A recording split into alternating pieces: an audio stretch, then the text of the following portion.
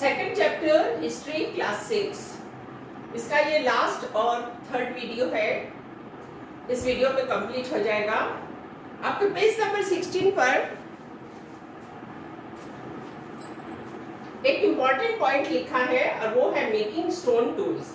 इसको बनाने के दो टेक्निक थे। आप अपनी बुक का पेज नंबर 16 खोलकर देख लीजिए। दो टेक्निक में से फर्स्ट थी stone on stone. Here two stones were used, core stone and the hammer stone. Tool was made from the core stone. Core stone ये देखिए पिंक कलर का दिखाया है, इससे उसको टूल बनाना है।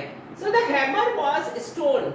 Hammer stone was used to strike the core stone unless a desirable shape was obtained. इस hammer stone से हाथ में लेकर अर्ली मैन core stone को ठोका करता था जब तक कि उसको जिस शेप का डिजायरेबल शेप का टूल उसका नहीं बन जाता था। The second pressure फ्लैकिंग। Pressure stone के ऊपर प्रेशर क्रिएट किया जाएगा और उसकी मदद से कोर स्टोन को एक टूल में बदल दिया जाएगा। See core stone was kept at the lowest. सबसे नीचे किसको रखना है? कोर स्टोन को। Then a piece of stone, इसको अंडरलाइन कर देती हूं। A piece of stone, a piece of stone, ये यहां पर येलो कलर से दिखाया है। Then a piece of stone was kept over it. Now the hammer was used to strike the core stone unless a desirable shape was obtained. दोनों में केवल एक छोटा सा अंतर है और वो ये है कि यहाँ पर हैमर स्टोन जो कि एक बड़ा पेबल हो सकता था या कोई हैवी स्टोन हो सकता था, उसकी मदद से कोर स्टोन जिससे अर्ली मैन को टूल बनाना होता था उसको वो तब तक स्ट्राइक करता रहता था जब तक कि उसका डिजायरेबल शेप वो नहीं पा लेता था। सेकंड में क्या होता है? In between the two he used to a piece of stone, उसको यूज करता था। he used to create a pressure on this piece of stone and then the piece of stone was creating a pressure on the core stone and from the core stone a desirable shape was obtained and that was his tool. ठीक है, तो यही दोनों में अंतर है। आप लोग इसको लिख लीजिए।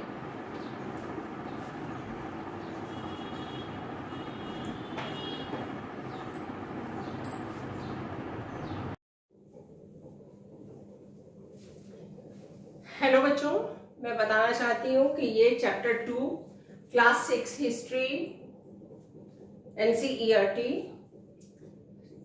लेसन 2 का थर्ड पार्ट है वीडियो का और फाइनल भी है। Last and the third part of the lesson. इसके बाद ये आपका चैप्टर पूरा कंप्लीट हो जाता है और कुछ इसके अगर क्वेश्चन आंसर बनेंगे तो उसके लिए और एक पार्ट बनाना पड़ सकता है, लेकिन समझाने के लिए ये यहाँ तक कंप्लीट है। मैंने कोशिश की है कि कोई भी पैराग्राफ इसमें छूटना नहीं चाहिए और मैंने देखा है कि लेसन के आगे का जो हिस्सा है, फर्स्ट पार्ट और सेकंड पार्ट इंटरेस्टिंग होते हुए भी बच्चों के लेवल पे थोड़ा कठिन ही है, क्योंकि इतना आसान नहीं है कि वो बच्चे जो क्लास 5 से आए हैं वो इतने सारे वर्ड्स से उनको परिचित होना और उन वर्ड्स का क्या इफेक्ट है उनके माइंड में, इसको थोड़ा सा अपने माइंड में बैठा लेना, समझ लेना और उसके हिसाब से क्वेश्चन आंसर लिख देना, कर देना इतना आसान नहीं है। इसलिए बच्चों के लिए मेरे दिल में बहुत ही सॉफ्ट कॉर्नर है और मैं ये चाहूंगी कि बच्चे इस वीडियो को कम से कम बार बार बहुत ज्यादा देखिए। मैं इस वीडियो में आप लोग को याद नहीं करा सकती थी, फिर भी मैंने थोड़ा बोलकर ये कोशिश की है कि वो चीजें, शब्द जब कानों से जाते हैं तो वो माइंड में कहीं ना कहीं रिटेन हो जाती हैं चीजें। और फिर उसके बाद ये भी देखिए, लिखते लिखते मेरे हाथ में क्या बोलूं, मुझे बहुत लिखना पड़ता है बोर्ड के ऊपर, लेकिन फिर भी मैंने सोचा कि मैं इसको सिंपल इंग्लिश में एकदम पूरे लेसन को पढ़ के क्या इस पर इम्पोर्टेंट पॉइंट्स बनते हैं। और आप देखेंगे कि मैंने आपको कुछ कम नहीं बताया बल्कि ज्यादा ही बताया। पेज नंबर 14 की इम्पोर्टेंस जिस तरीके से मैंने कोशिश की कि आप लोग को पूरी इंफॉर्मेशन मिल सके उसके बारे में। और मुझे ऐसा लगता है कि page number 14 made the lesson very interesting, तो इसलिए आप उसको जरूर पढ़िए पार्ट 2 वीडियो में। अब ये इसका लास्ट पार्ट है, बहुत ही इजी है, आपको बहुत आसान लगेगा ये। तो मैं शुरू करती हूँ। पार्ट 5 में है डिस्कवरी ऑफ फायर। ये पहले मैं कुछ वीडियोस में बता चुकी हूँ कि अर्ली मैन ने किस तरीके से चकमक पत्थर को रगड़कर फायर को डिस्कवर कर लिया था। लेकिन इस फायर का क्या क्या इस्तेमाल वो करता था? To keep the wild animals away, to cook food and meat, to get light. कितने सिंपल सेंटेंसेस है, देखिए। To get heat during cold. आप ये भूल जाइए, फिर भी आप अपने मन से आप एग्जाम में लिख सकेंगे। फिर नंबर पार्ट 6 है मेरा अ चेंजिंग एनवायरनमेंट। धीरे धीरे अर्थ का टेम्परेचर बहुत जो हॉट था, क्योंकि because once I told you in geography that earth was also a big ball of fire broken from the sun। जब ये रेडिएशन के द्वारा इसकी हीट कम होती गई और घूमते जा रही है, तो इसकी आउटर लेयर्स ठंडी होने लगी।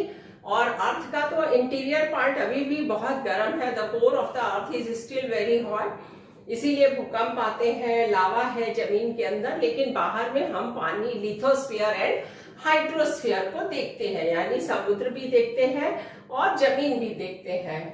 तो लेकिन अब क्या हो रहा है, धीरे धीरे अर्थ ठंडी भी हो रही है।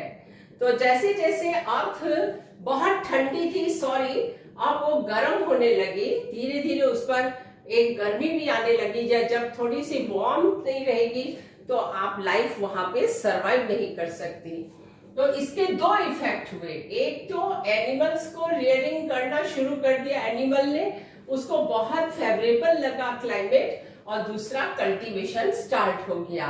तो ये जो पॉइंट आपको इस बुक में दिया गया है, लेसन में क्यों घुसा दिया, एक्चुअली इसको तो उन्हें डिस्कस करना है लेसन 3 में, चैप्टर 3 में, लेकिन उन्होंने इसको चैप्टर 2 में भी, इसको last part of the chapter 2 में इस पार्ट को घुसा दिया, क्योंकि वो आपको अभी से मेंटल प्रिपरेशन दे देना चाहते हैं कि early man in chapter 3 would start the cultivation, he would become a food producer.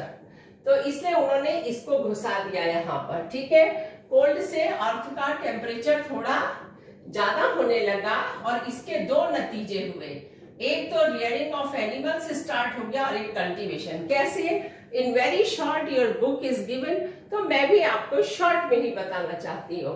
Around 12,000 years ago earth became warmer than before, पहले से ज्यादा गर्म होने लगी। So the grasses developed here and there, जहां तहां घास पैदा होने लगी। This favoured grass eating animals, और जब चारों तरफ घास पैदा होने लगी जमीन पे, उससे ग्रास ईटिंग एनिमल्स को भी जिंदा रहने में, डेवलप करने में, सरवाइव करने में उनको मदद मिलने लगी। तो कैसे एनिमल्स आ गए? Deer, goat, antelope, sheep, cattle, cow, buffalo, ox, इस टाइप के पहले बहुत छोटे एनिमल्स सरवाइव किए, और उसके बाद धीरे धीरे बड़े एनिमल्स आ गए, हॉर्सेस आ गए, कैमल आ गए, ये सब आने लगे। And they increased in number, और धीरे धीरे उनकी संख्या भी बढ़ने लगी। अर्ली मैन को पता चल गया डंकी है, हॉर्स है, बड़े काम के एनिमल्स है, उसने उन लोगों को, डॉग भी आ गया, इन सबको टेमिंग करना शुरू कर दिया, चलो इनको पालते हैं। और उसने कहा अब क्यों इधर उधर भटके, जब देखा कि ये जानवरों को, छोटे स्मॉल एनिमल्स को वो कंट्रोल कर सकते हैं, they started rearing these animals और taming these animals for their own purposes. Okay, early man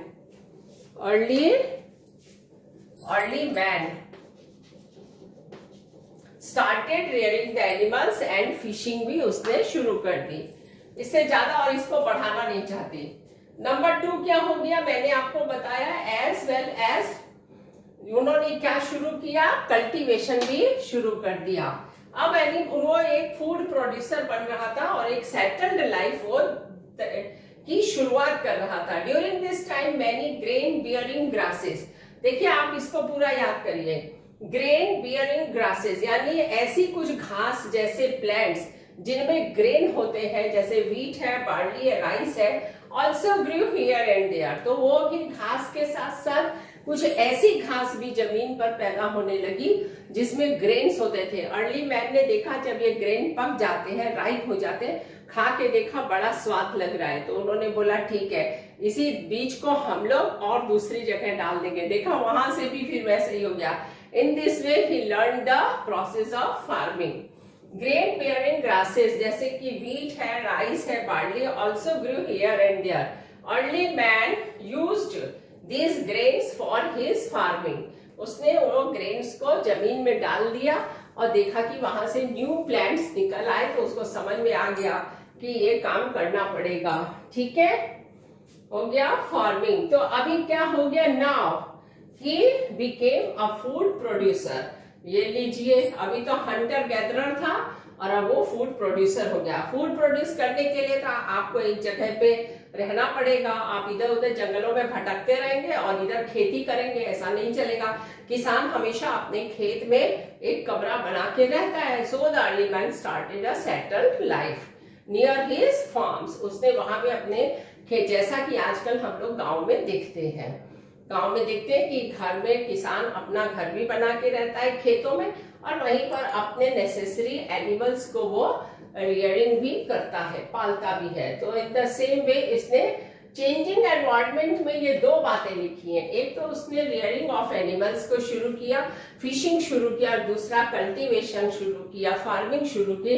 क्यों? और हेडिंग दे दी है चेंजिंग एनवायरनमेंट में। क्यों दी? क्योंकि कोल्ड से अभी क्या हो रहा था, वार्मर क्लाइमेट होता जा रहा था। आप लिख लीजिए।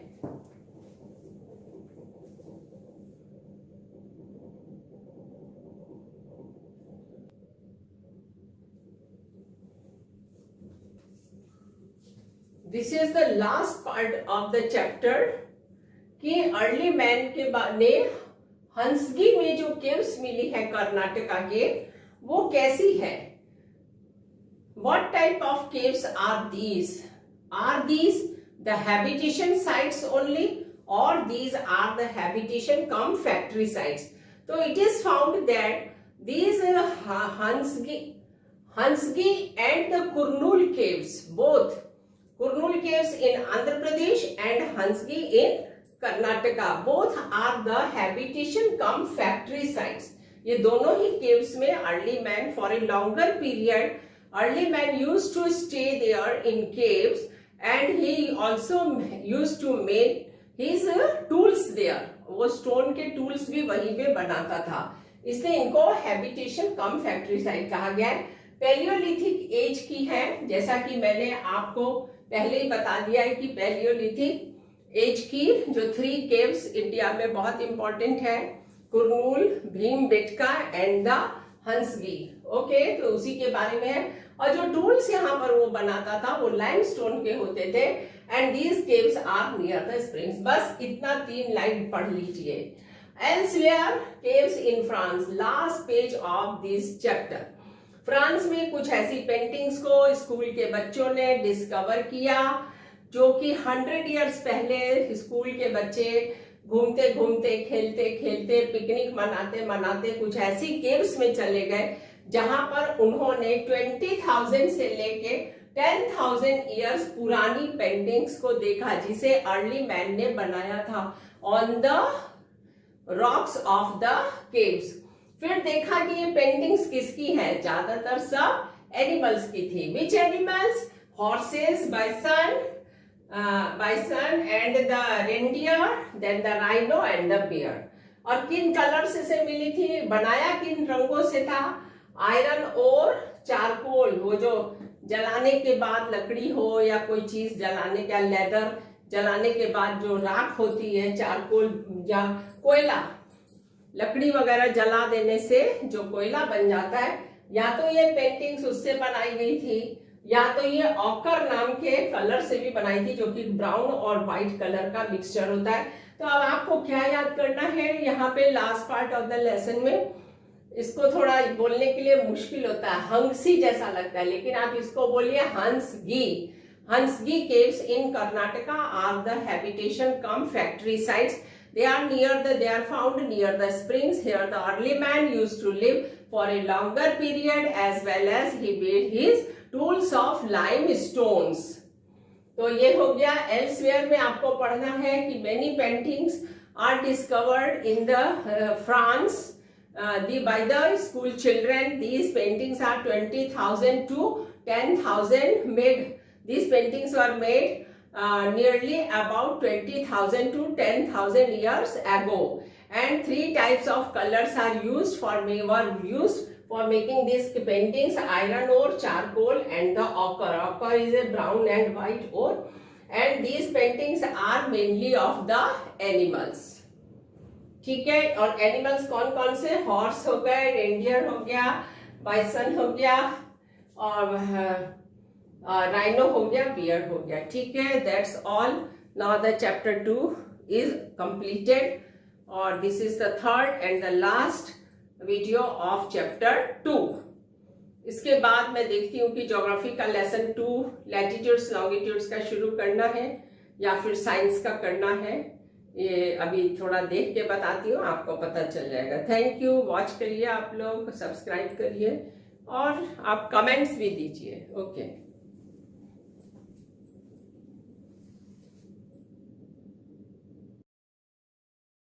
Early human beings domesticated animals such as cows, oxen, goats, sheep, horses, and donkeys. Oxen were used to plow the field. Donkeys were used to carry loads. They traveled along rivers using a raft. They could draw water from a well using a pulley. Early human beings slowly began following different occupations. Some of them became farmers, some of them potters, and some herdsmen.